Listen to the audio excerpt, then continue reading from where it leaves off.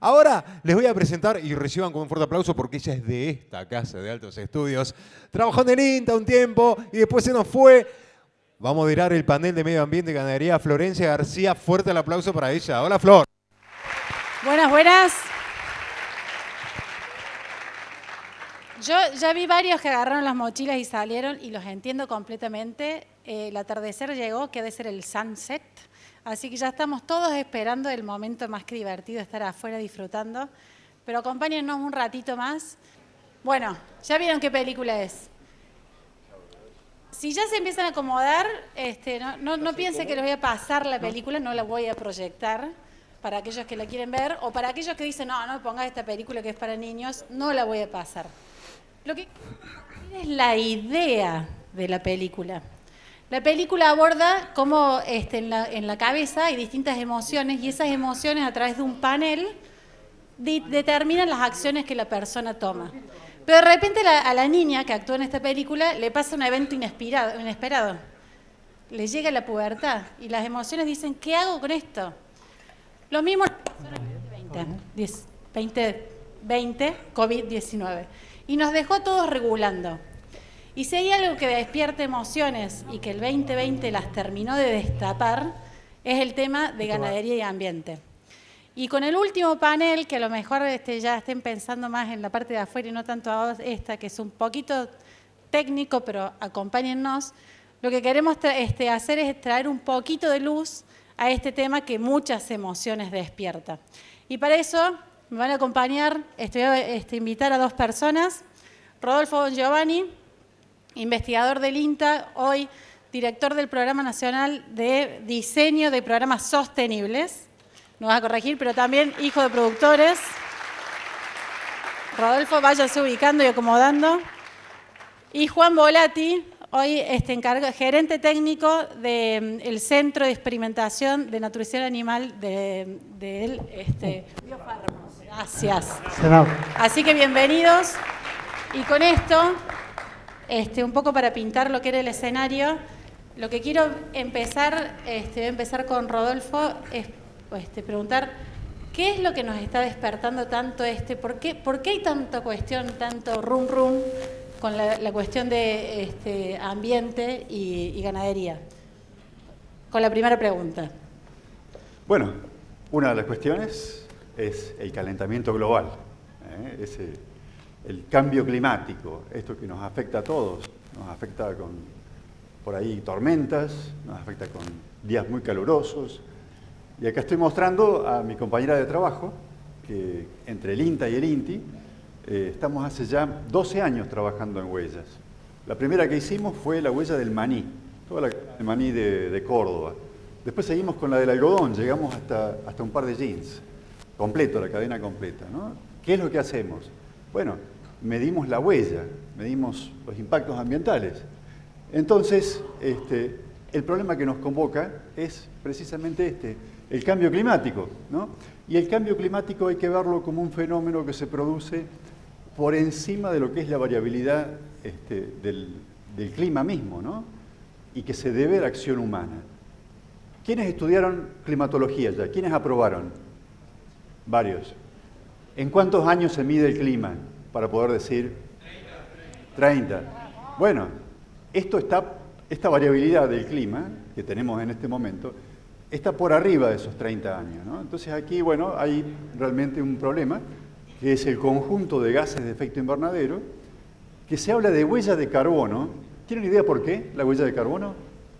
Porque hay un conjunto de gases que emiten y para llevarlos a un gas conocido, un gas equivalente, se lo lleva dióxido de carbono equivalente, ¿no? Entonces, cuando ustedes ven dióxido de carbono es una cosa, pero dióxido de carbono equivalente es otra cosa, porque lleva el conjunto de todos esos gases hacia un valor único que nosotros ya conocemos. Por ejemplo, el dióxido de carbono vale 1, el metano vale 30, el óxido nitroso vale cerca de 300, y así con el resto de los gases. Esto comienza con la revolución industrial. ¿Quién vio la serie The Crown, La Corona? Varios. Vieron que, los más viejos sobre todo, gracias Germán. ¿Se acuerdan que en un momento Winston Churchill se enfrenta con la reina porque tenía el problema de la contaminación en Londres? Por el carbón, claro, esas nubes. Y ahí, con la revolución industrial, fue creciendo. Lo que pasa es que al metano y al nitroso no lo vemos. Son moléculas que si las viéramos en este auditorio no nos podríamos ver los unos a los otros, ¿no? Porque son transparentes, son incoloras. Bueno, entonces quiere decir que el mundo está realmente con este problema y el mundo mide este problema, ¿no? El mundo mide el conjunto de las emisiones, se le llama huella de carbono mundial, son unos 50.000 millones de toneladas o 49,9 gigatoneladas de dióxido de carbono equivalente que el mundo emite todos los años. Y por eso el calentamiento global, por eso el cambio climático es un problema. En la diapositiva anterior, fíjense ahí a la derecha, están los tipos de respuesta que el hombre puede realizar frente a este tipo de problemas. Una es mitigar, es decir, medir para reducir. La otra alternativa es adaptarse. ¿Qué significa adaptarse? Bueno, desarrollar cultivares, variedades, híbridos, que sean resistentes a las sequías, que por ahí resistan más los vientos. Hay que hacer sistemas productivos sostenibles, ¿no? Entonces, bueno, son dos estrategias. Van en paralelo, pero una es tratar de medir para reducir y la otra es la adaptación. Vemos acá en este gráfico de la huella mundial cuánto aporta el agro. Contrariamente a lo que muchos culpan como la mayor parte, es solo el 18% a nivel mundial. Fíjense, la torta que está ahí en color verde es el sector agro, agricultura, ganadería, forestación, cambio de uso de suelo. En Argentina, ¿cuánto es? Un poquito más, 40%. Nosotros estamos emitiendo 366 millones de toneladas de dióxido de carbono equivalente. Esto es mucho, poquito, nada. Bueno, está bien. Comparado con el mundo, es poco. ¿Por qué? Porque es equivalente al tamaño de nuestro PBI. Hay nuestro Producto Bruto Interno, nuestra economía. Las emisiones están directamente vinculadas al tamaño de la economía. Acá los amigos de China que nos visitan nos podrán decir que efectivamente, como el tamaño de su economía china es el 40% del Producto Bruto Mundial, las emisiones de China son también del 40%, ¿no? Entonces está muy vinculado a las emisiones del sector económico con la huella que tiene cada país. Dentro de lo que estamos viendo ahí como la huella de la Argentina, que es el 40%, la ganadería que nos convoca hoy es el 40% del 40%. Los que ya probaron estadística y matemática, ¿cuánto es? El 16. 40% por 40% es el 16. Quiere decir que el sector ganadería bovina en Argentina representa el 16%.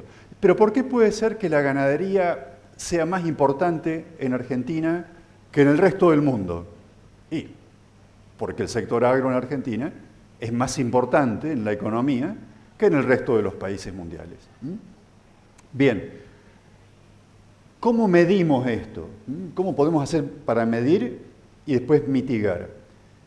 Y acá es importante que todos entendamos que hay normas, que hay estándares. Están las normas ISO, por ejemplo, la 14067, que habla del balance, por un lado, entre lo que se emite y por otro lado, lo que se remueve de la atmósfera. Entonces, es importante que tengamos en claro esto para evitar que nos vendan espejitos de colores. ¿Se acuerdan cuando llegó Colón ahí al Caribe? Todos los conquistadores que cambiaban oro por espejitos de colores. Bueno, tratemos de que no nos pase lo mismo, porque ustedes ya conocen la definición de lo que es la huella de carbono, que es el conjunto de emisiones que vienen inclusive de otras cadenas. Si yo uso fertilizante y el fertilizante tiene una huella, bueno, esa huella corresponde al producto que yo estoy haciendo. En este caso estamos estudiando la carne. La carne pareciera que es la mala de la película. Fíjense en este gráfico de la huella de todos los alimentos, la carne bovina está arriba, está en la punta. Bueno, esto es un estudio a nivel mundial. Le asigna más o menos 100 kilos de dióxido de carbono equivalente por cada kilo, pero no de carne peso vivo, de carne ya lista, cocinada para consumir. Y podemos ver que todos aquellos alimentos que son de origen vegetal tienen una huella cercana a la unidad. ¿Es bueno o es malo esto? Para Argentina, buenísimo que esté este gráfico. ¿Por qué? Porque la huella de nuestra carne es un 20% de lo que muestra este gráfico.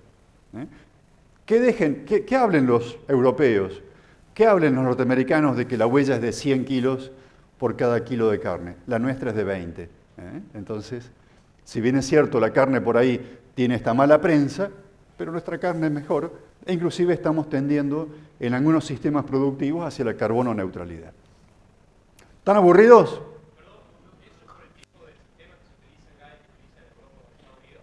No, hay una cuestión acá que representa más o menos la mitad de la huella, que es la deforestación. Que eso representa más o menos la mitad. Y después hay otro factor que es la pérdida de alimentos. Nosotros en Argentina, con lo que sale ahora el kilo de bife de chorizo, que antes hablaban del ojo de bife, creo que no vamos a tirar nada de lo que se pueda aprovechar. Pero sí, gran parte de ese gran valor que está ahí es porque cambio de uso de suelo. Y la otra parte importante es el tiempo que se requiere en promedio para lograr 1 kilo de peso vivo. La mayor parte del mundo, valor promedio, lleva 5 años. Acá en Argentina, y no me dejen mentir, menos de 2 años logramos un animal ya listo para vender. Bueno, aquellos que sean curiosos y quieran profundizar sobre esto, está todo esto disponible, por supuesto, tanto en información científica como en información de divulgación. Creo que dejó clarísimo, si bien Argentina tiene una distribución muy poco significativa en términos de país, en términos mundiales, sí que quedó claro, y lo comentó José María Roca cuando hizo su presentación anteriormente, que los mercados los condicionan. José María Roca comentó que en una negociación con un país europeo le dijeron, mira, no te voy a comprar porque vos no tenés estos números. Entonces, este tipo de comparaciones son importantes porque alguien lo demanda, porque el mercado se está moviendo para este sentido, y en ese sentido es que la pregunta que sigue es, ¿qué experiencias tenemos a nivel local en términos de empezar a poner números a esto, que es una papa caliente que hay que empezar a cuantificar? Bueno, contaba antes que nosotros empezamos hace 12 años con la cadena del maní.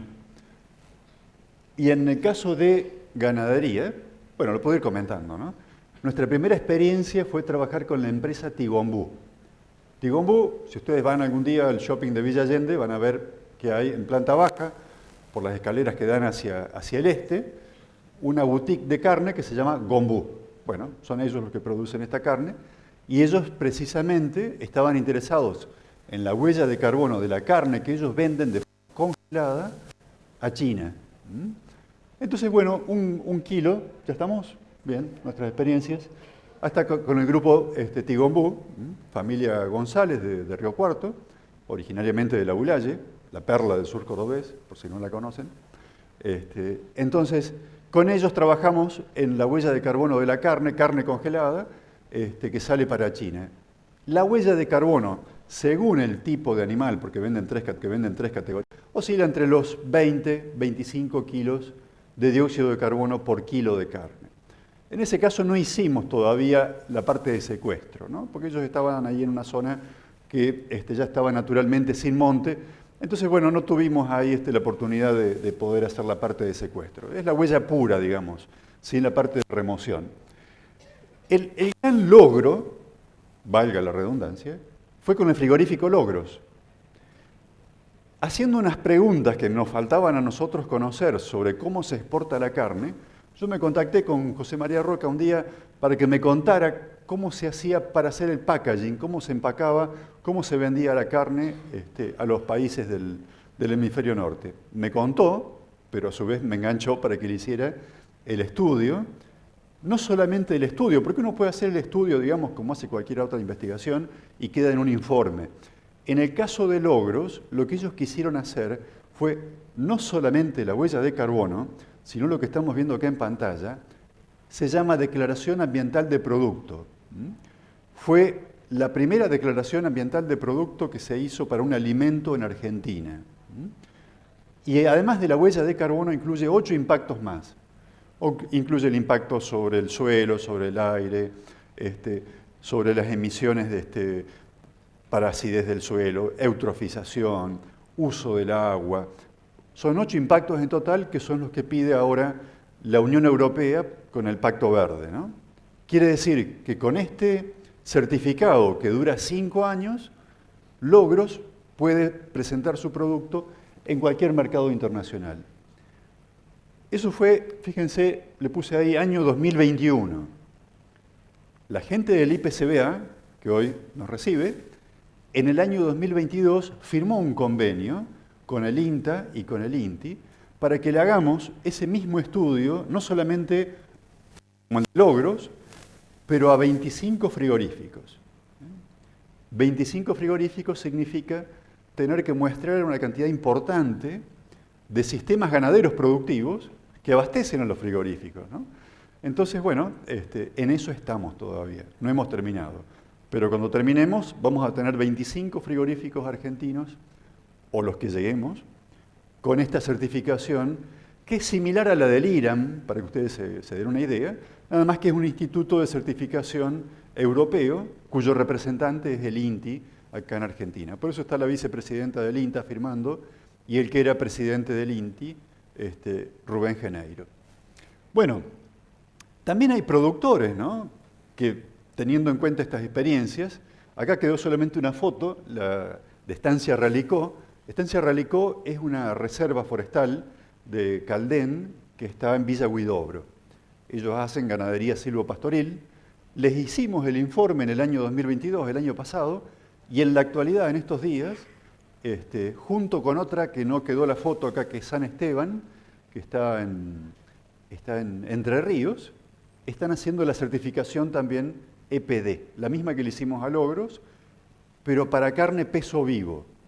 Quiere decir que ellos de alguna forma después van a hacer el proceso, digamos, a través de un frigorífico para llevar la carne a Europa, porque se trata de 2 empresas italianas, tanto San Esteban como Estancia Ralicó.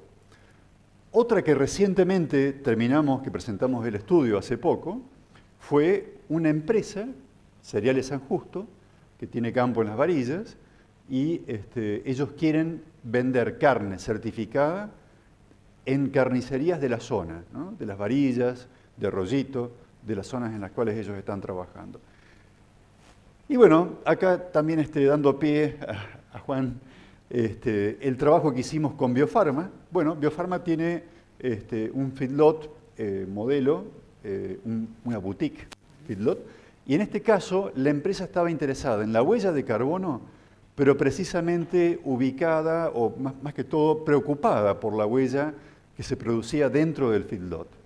Curiosamente, como ustedes sabrán, el principal emisor de huella, el 80-90% de las huellas, se debe al rumen de los animales, ¿no?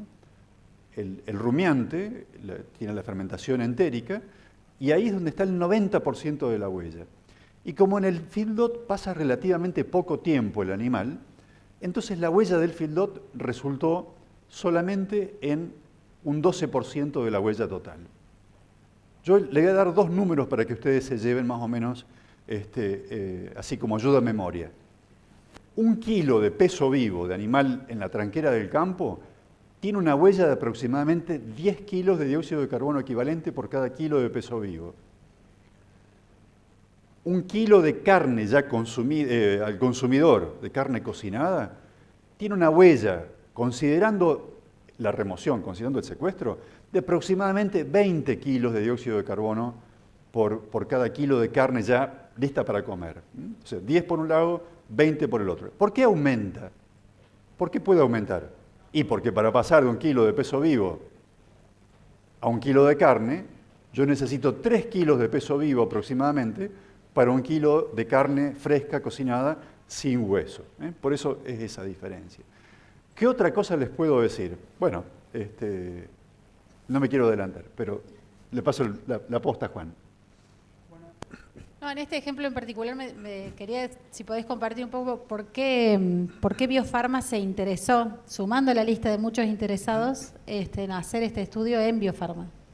Préstame, ¿ahí se escucha? Sí. Bueno, sí, bien, como se ve en la foto, eso es el feedlot comercial que tenemos y con el centro, junto con el centro experimental de la empresa Biofarma. Es un proyecto relativamente nuevo, tiene 2 años y un poco más de 2 años de actividad y por lo tanto, bueno, la empresa tiene un gran respaldo técnico, académico y cuando arrancamos en el diseño de este proyecto, la preocupación por el impacto ambiental, medidas de bienestar animal, era uno de los ejes principales del diseño y del estudio para llegar a planificar el modelo que tenemos hoy. Una vez que lo planificamos, con mucho trabajo, con mucho estudio, lo pusimos en marcha y luego de tener un año de actividad, queríamos conocer cuáles eran las emisiones que realmente generaba nuestro modelo y así fue que lo contactamos al doctor Bongiovanni con todo su equipo para que nos haga ese trabajo. Desde el punto de vista... ¿Se escucha ahí? Sí. Desde el punto de vista del productor en sí, del productor de carne, como nuestro lado, veíamos 2 grandes ventajas. Una, no podíamos saber cómo estábamos sin hacer las mediciones correspondientes y eso fue el trabajo que nos brindó Rodolfo. Y por el otro lado, viene un gran beneficio a través de todo esto, que si bien hoy no está tan tangible el valor agregado, no es tan común en el día a día hoy, pero es una cuestión de, en cortísimo plazo ya está llegando mercados que se cierran o que se abren a partir de tener este tipo de trabajos, o un valor agregado que se le puede agregar. Y eso por ahí lo pueden comentar un poco más. Claro, ahí como valor agregado, Rodolfo, está clarísimo, muchas empresas empiezan a querer, yo quiero esto, veo que la gente lo demanda, es incipiente, los mercados, algunos ya se están cerrando. ¿Cuál es este valor que manifestás que es un valor agregado ambiental, en términos ambientales? Bien, y para la audiencia quiero por ahí hacer de profe Ciruela. Ustedes habrán escuchado hablar de muchos tipos de valor agregado, ¿no? Cuando uno hace un producto que es más valioso en sí mismo, es valor agregado intrínseco, ¿no? Cuando algo vale más que otra cosa. Cuando yo acorto las cadenas de comercialización, cuando yo, en vez de pasar por el acopiador, que el transporte, voy directamente al puerto, estoy recuperando el valor. Eso es valor agregado recuperado. Ahora, cuando yo miro a ustedes, antes hablaron de los viegenials y de los centennials y de los millennials. Bueno, cuando yo pienso en los millennials, pienso que son todos, de alguna forma están todos preocupados por lo que contiene el alimento que están comiendo. A ver, levanten la mano, ¿quién mira la etiqueta antes de comprar algo que le gusta? Más del 50%, el 90% de la audiencia está en esa categoría, ¿no? Y bueno, entonces estamos hablando, por ejemplo, que estamos prestando cada vez más atención a las etiquetas de los productos que estamos comprando. Y ahí pongo en pantalla, sin ir más lejos, un producto que se vende acá en cualquier supermercado, en el que está cerca de mi casa, 1 kilo de bife de chorizo versus 1 kilo de bife de chorizo con una huella que se llama, no es una huella, una etiqueta de tipo 1. Pueden ver acá a la derecha la diferencia de precio y porcentualmente es un 56% más.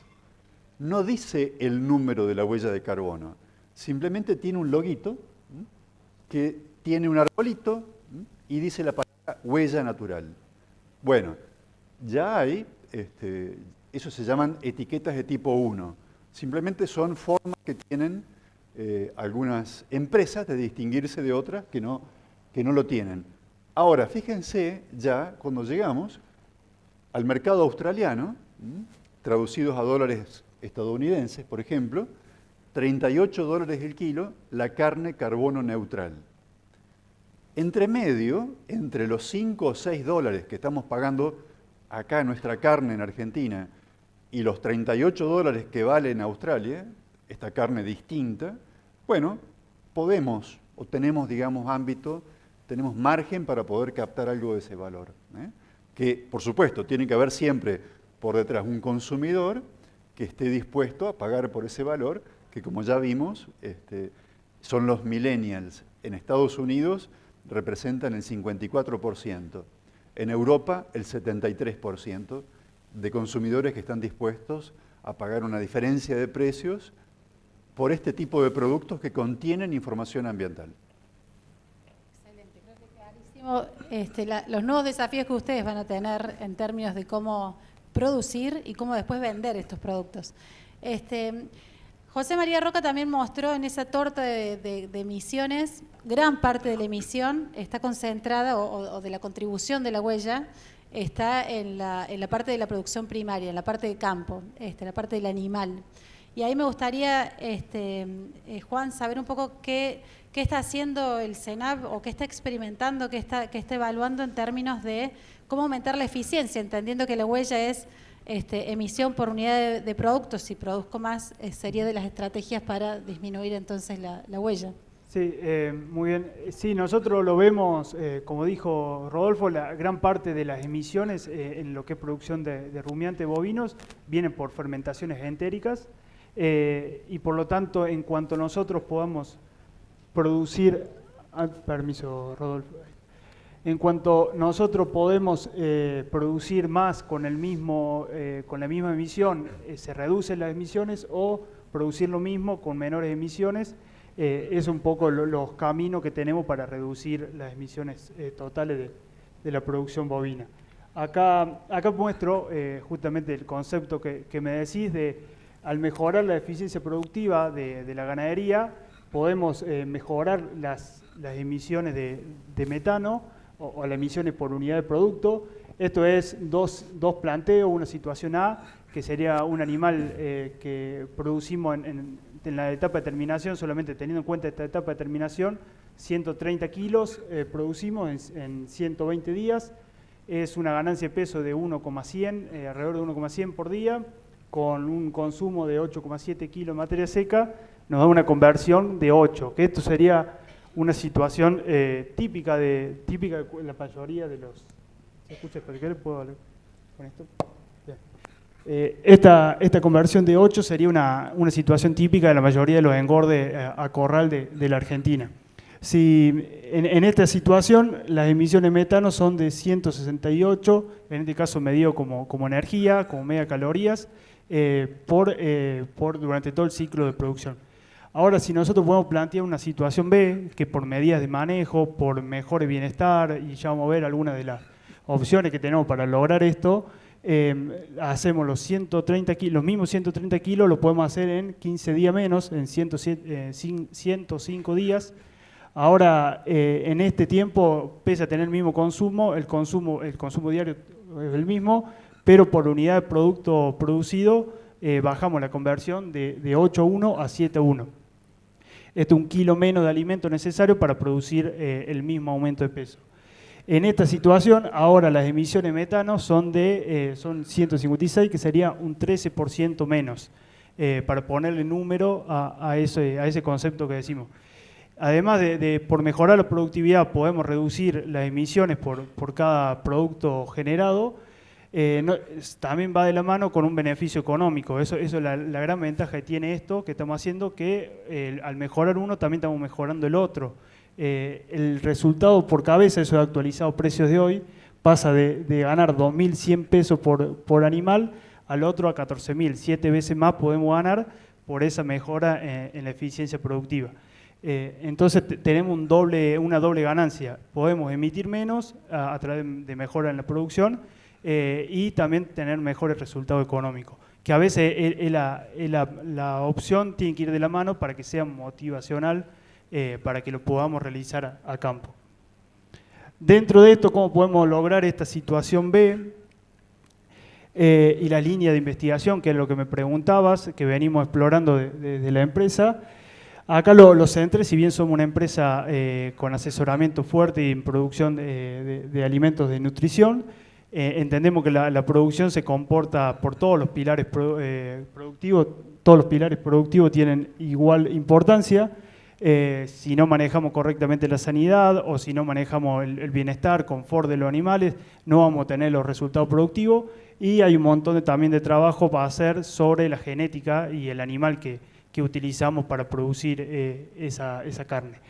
Y sobre todos estos puntos estamos trabajando con principal énfasis en la etapa de recría y terminación, que es la que tenemos dentro del centro, donde podemos tener mayor control, mayor precisión en las mediciones y podemos hacer los trabajos con el rigor científico que corresponde, pero, y algunos trabajos también hacemos a campo con la etapa de recría, pero la ventaja también que tenemos es que mucha de la información que nosotros medimos en condiciones de corral después se retroalimenta en un ciclo que termina beneficiando a todo el ciclo ganadero con mejoras en la etapa de recría también, en la etapa de crianza también.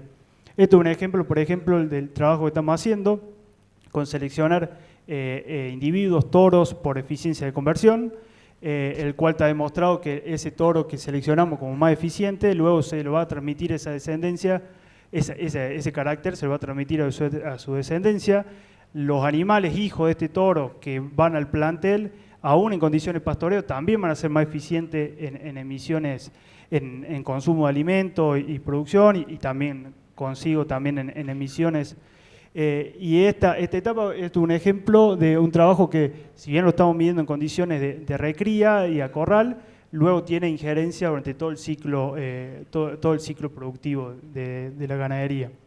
Otro ejemplo, por ejemplo, de trabajo que hemos realizado al evaluar el uso de distintas categorías, el macho entero versus macho castrado, y acá podemos tener que también, si bien nosotros lo medimos el impacto beneficioso que tiene en la última etapa de terminación, esas ventajas en ganancia de peso, en eficiencia, también lo viene acompañando durante toda la etapa de recría de esos animales.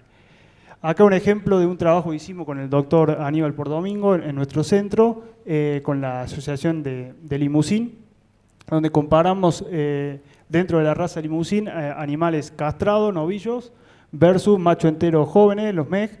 Las diferencias estuvieron principalmente en la ganancia de peso, los machos enteros un 29% mayor ganancia de peso en la misma etapa de engorde, pese a tener un 13% más de consumo, terminaron y tuvo un par de puntos más de rinde carnicero, de rinde de res, terminó con una reducción en las emisiones de metano por cada kilo producido de res de un 15% menos comparado a los animales que habían sido más ineficientes por el efecto de la castración.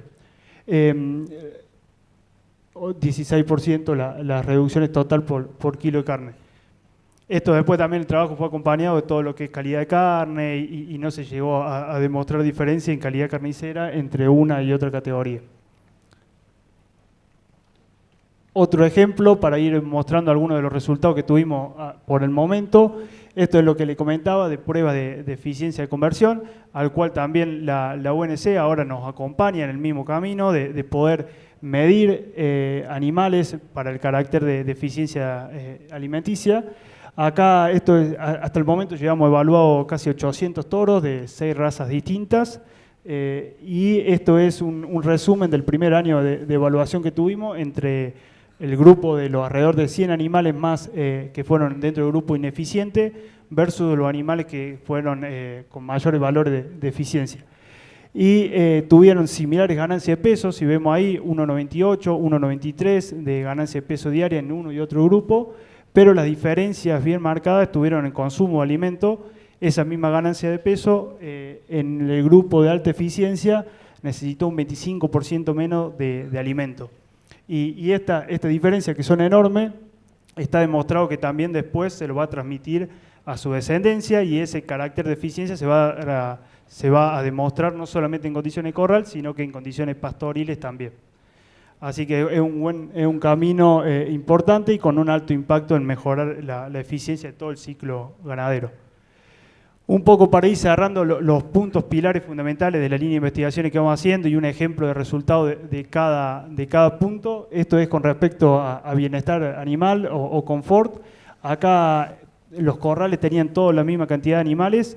Lo único que delimitamos, no sé si se ve la foto acá al costado, con una chapa delimitamos cuánto de frente de comedero, cuánto espacio para comer a cada animal le dábamos, desde 20 centímetros a 35 centímetros.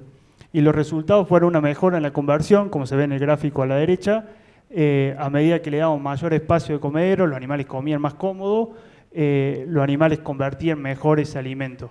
Mientras que todos terminaron comiendo similar, la diferencia tuvieron en la ganancia de peso y el crecimiento. Animales que estaban con menor espacio de frente de comedero eran animales que estaban parados esperando a comer, o que se peleaban entre ellos para entrar al comedero. Todo eso es un gasto energético, que son tuvieron el mismo consumo de alimento pero con menos ganancia. Entonces ese alimento ahora fue a desperdicio, a ineficiencia, en lugar de ir a producción. Y todo eso son ineficiencias del ciclo. Para ir cerrando un poco, un ejemplo de sanidad, acá también ensayo a animales con sarna activa, con un ácaro. Probamos 4 tratamientos distintos versus un grupo que dejamos como testigo sin tratar. Acá vemos entre el grupo de la conversión de alimentos, todos consumieron similar, la diferencia tuvieron en las ganancias, en la producción que tuvieron un grupo y otro. El grupo con la enfermedad activa tuvo un 90% peor conversión, es decir, necesitó con el doble de alimento, produjo lo mismo o produjo lo mismo con igual cantidad produjo la mitad con la misma cantidad de alimento. Todo eso es ineficiencia que aportamos después del ciclo y que van a castigar mucho al impacto ambiental. Y acá, bueno, para cerrar con un ejemplo de impacto de lo que venimos trabajando en la parte nutricional, con procesamiento de grano, en la forma que ponemos el grano dentro de la dieta, cambia la eficiencia de producción del sistema, un salto de 9% entre darlo entero o alguna forma de lo procesado. Esto ya lo medimos en una serie de ensayos.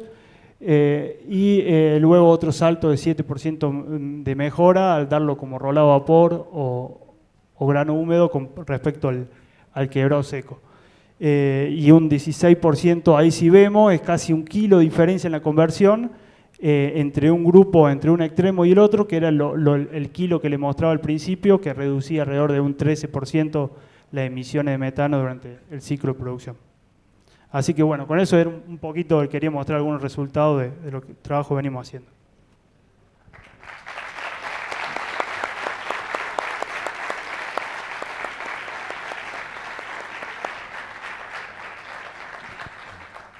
Eso denota las ganas que tienen de salir todos, lo cual me encanta. Están con unas ganas terribles de ir a comer yo también y de tomar una cervecita. Pero antes me gustaría un mensaje de 1 minuto. Si tuviesen que decirle 2 palabras, 3 palabras, antes de que me cuelgue el que está ahí abajo. ¿Qué mensaje en 1 minuto en este tema que es complejo, que despierta muchas emociones, les podríamos dejar a personas que se están formando y que van a ser de acá muy poquito, o ya lo son, los profesionales que van a estar encarando gran parte de este manejo de sistemas tan importantes que tenemos de producir alimentos? Bueno, quería decir que el valor agregado ambiental no se hace solo. Hay que diseñar. Cuando veíamos recién Biofarma, quizás pasamos por alto el hecho de que tienen un biodigestor. Tienen un sistema cloacal que va a parar a un biodigestor que genera electricidad para uso propio. En el caso anterior de Tigonbú, la otra empresa, venden 2 gigas o 2 megas a la red interconectada. Son ejemplos, ¿no?, de cómo se puede reducir la huella. Un ejemplito rápido para que se lleven también para la casa. Supongamos que tenemos un sistema de producción de 100 kilos por hectárea por año. Cada animal emite más o menos 10 kilos por kilo de peso vivo. Sacan rápido la cuenta, tenemos 1 tonelada de emisiones por hectárea. ¿Qué necesitamos? Un sistema que nos secuestre 1 tonelada por hectárea. ¿Cómo lo podemos hacer? Montones de alternativas. Pasturas especiales, cultivos de cobertura, sistema silvopastoril, que es el más usado, por ejemplo, por nuestro vecino Brasil. Entonces, acuérdense, diseño. Todo lo que veíamos antes del valor agregado ambiental, de la economía circular, que es cuando nosotros usamos los desechos o subproductos de un proceso como insumos de otro proceso. La economía circular es lo que nos permite a nosotros diseñar sistemas para que sean sostenibles y para que eventualmente lleguemos a la carbono neutralidad. Bueno, de mi punto, digamos, ahí cerramos.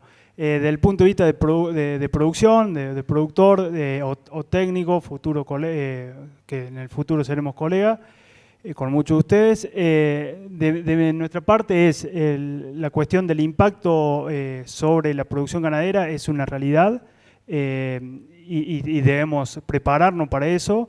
La huella de carbono es una herramienta que tenemos y ya tenemos beneficios para eso. Primero nos permite medir y saber cómo estamos en cada sistema, y lo otro, los valores agregados que estamos hablando. Cada vez vamos a tener mayores desafíos con las cuestiones de presiones sociales y presiones ambientales sobre lo que estamos haciendo. Y la ventaja que tenemos herramientas como la huella de carbono, tenemos cada vez más tecnología y hay que prepararse para incorporar esa tecnología, para trabajarlas. Cada vez hay más AgTech que se incorporan al agro, base de datos, análisis estadístico, decisiones que se toman objetivamente y para lo cual todos los técnicos se tienen que formar para trabajar de esa manera en el futuro, para dar respuesta a todas las presiones que nos van a estar apretando.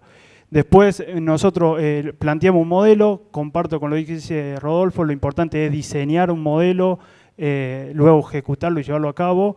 Nosotros ese fue el camino que seguimos, diseñamos un modelo, el cual lo vemos como sustentable, pero para nada está que es el único modelo viable. Hay grandes ejemplos de modelos silvopastoriles o pastoreo intensivo, con altísima eficiencia también, y bueno, no quería dejar aclarar eso.